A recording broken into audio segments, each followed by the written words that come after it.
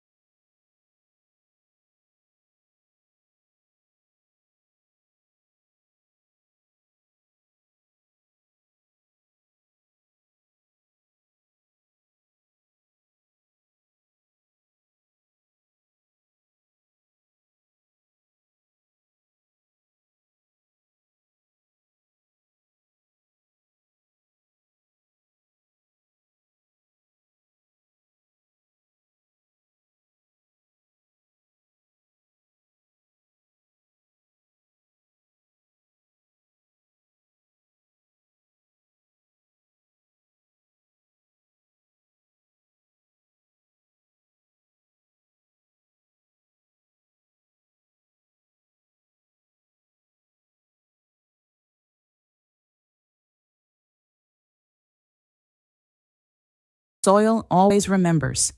We remember. And memory is not bitterness, so don't get it twisted. Memory is just wisdom that refuses to let you get played the same way twice. Now, I want to be clear, because somebody always want to twist my words. I'm not saying celebrate anybody's suffering. I'm not saying be cruel. What I'm saying is real simple. It is not our job to be the shield for every group that catches heat, while they still looking down on us. It's just not. We've been carrying this country's guilt on our backs since we got here, and at some point you gotta put the bags down and check your own spine. Because here's what nobody wants to admit out loud. We had to stand on our own 2 feet in this country, with nobody coming to save us. Nobody. When they turned the hoses on us, when they set the dogs loose, when they bombed the churches and lynched the men and stole the land and burned Black Wall Street to the ground, who came running? Who threw themselves in front of that? We fought our own way out. We built our own institutions, our own schools, our own churches, our own everything, because the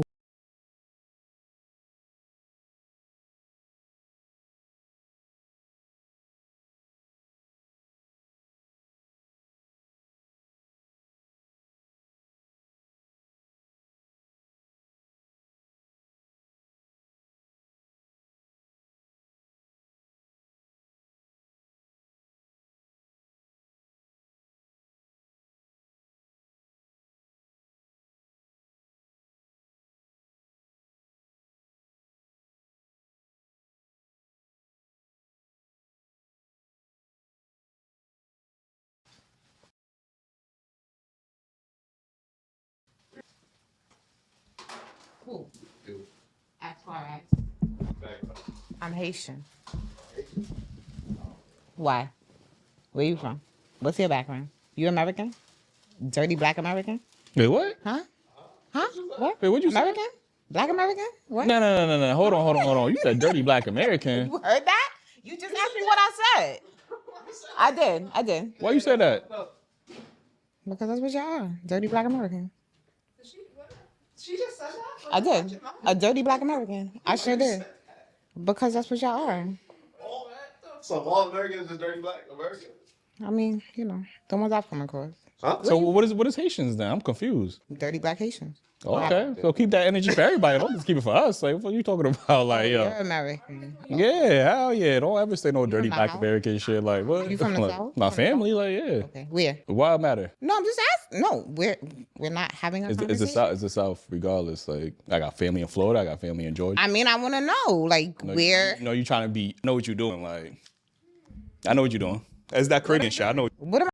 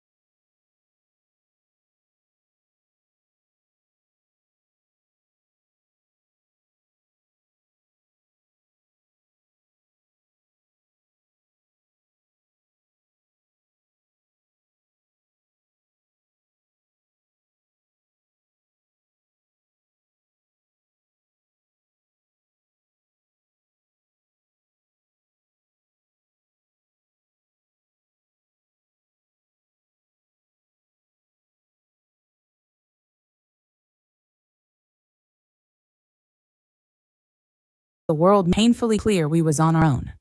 So don't come to me now acting like standing on your own is some impossible ask. We did it. You can too.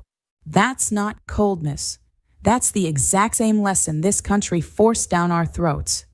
Self-determination, building your own, fighting your own battles because the cavalry was never coming to rescue. Say it plain. The cavalry would never come to us.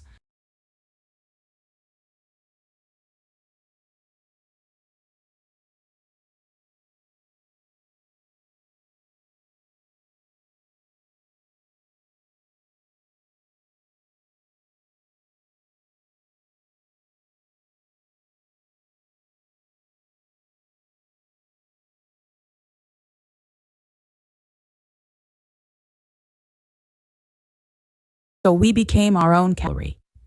And every group that wants to survive here long term is gonna have to learn that same lesson eventually. There's no shortcut around it. You either build your own power or you stay dependent on the mercy of people who don't have any. And can we talk about the shaming tactics for a second? Because I find them hilarious at this point. The guilt tripping, the you not doing enough, the where is the black community, the silence is violence when it's convenient for them, but crickets when it's our neck under the boot. I see the game. I see it clear as day. And here's the beautiful part. Every time you try to shame us into fighting your battle, you exposing yourself. You telling on yourself. You showing everybody watching that you never saw us as equals. You only saw us as useful, as a tool, as free labor for your cause, the same way this country saw us as free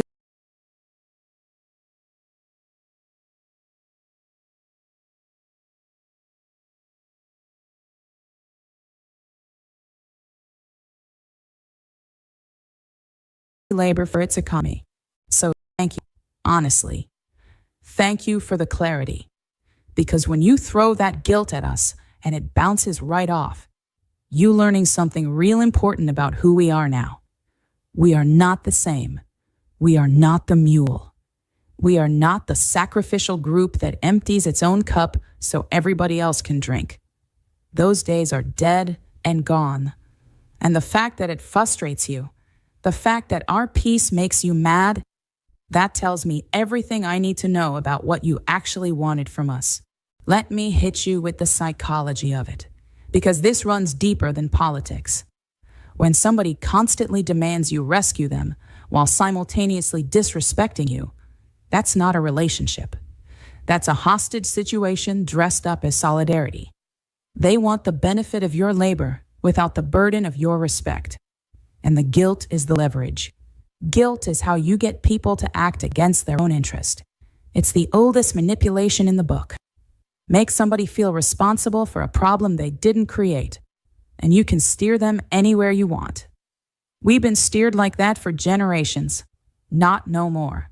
Once you see the strings, you can't unsee them. Once you understand that guilt is just a leash with a nicer name, you stop letting people yank it. And trust me, they gon' keep trying because it used to work so well. But a lock only works until you find the key, and we found the key. The healthiest thing a person or a people can do is recognize when they being emotionally extorted and simply decline. No big speech, no fight, just a calm, clear no. That's not you being heartless.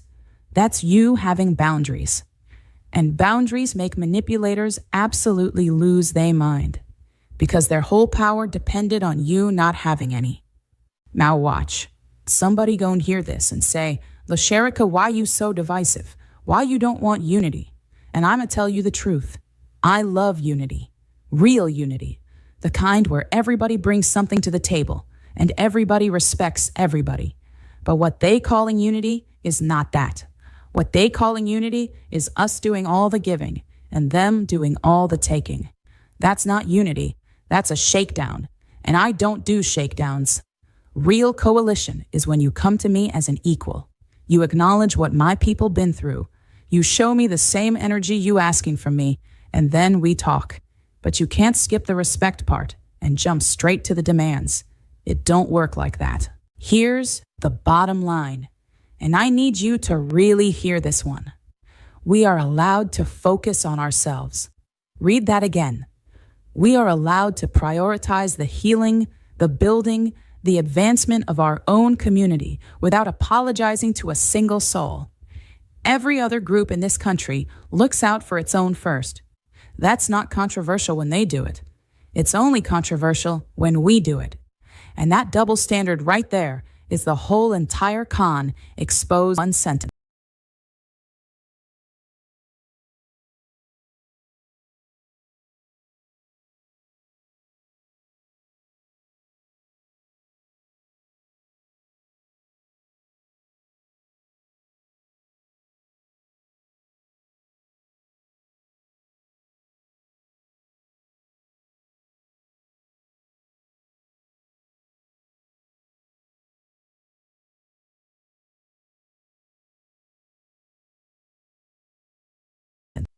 So to Michael watching, hear me.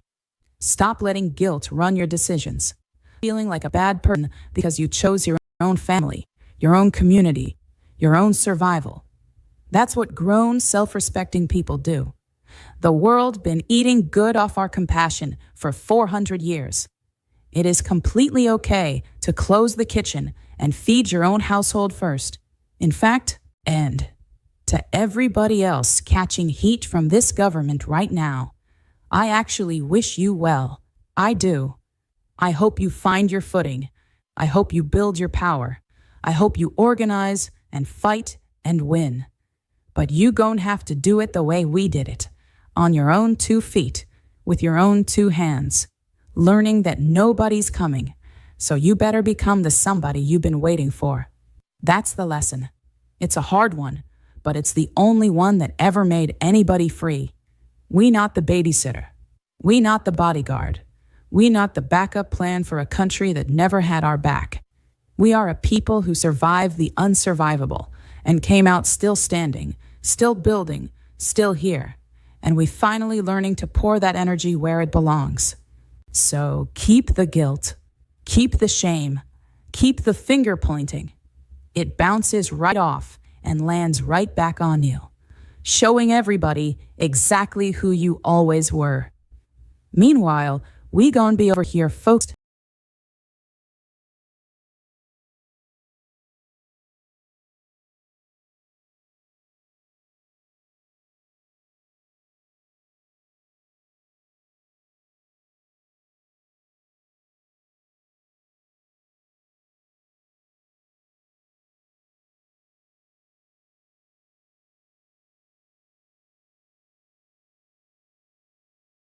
building, healing, unbothered and free.